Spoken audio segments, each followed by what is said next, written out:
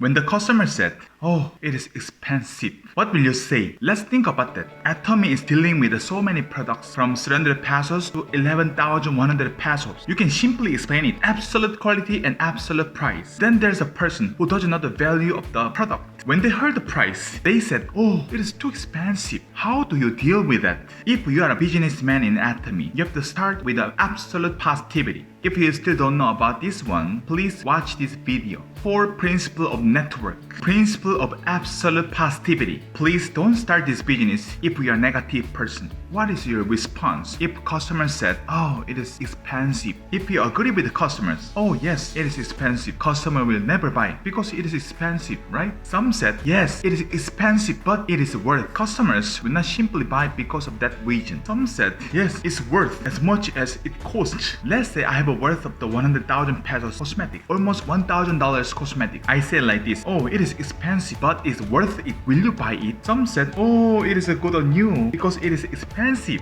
Before I conclude, words are very important. Don't say like this when you meet customers. "Oh, it must have been burdened. Oh, you must have been busy, right? Thank you for your time. Thank you." So, what are you going to do? You simply say which part was the most helpful today. Then the other person recognizes you as someone who helped me. At the end of the conversation, we need to imprint it. When you say, "Oh, thank you for your time," the other person recognizes you as someone who has taken my time away.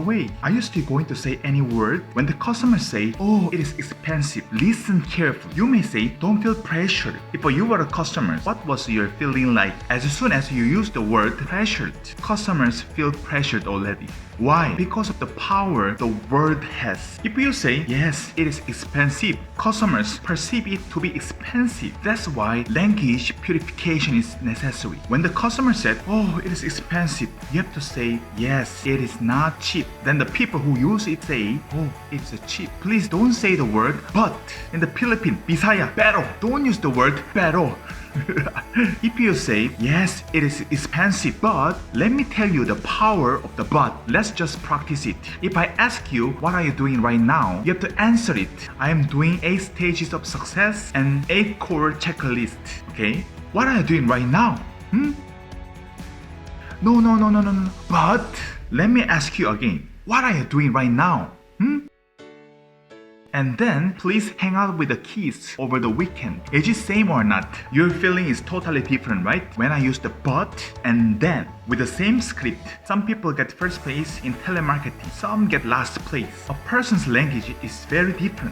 Please don't say anything against the customer. When the customer said, "Oh, it is expensive," "Yes, mom, it is not really cheap." Then the people who use it said, "It is cheap." Again.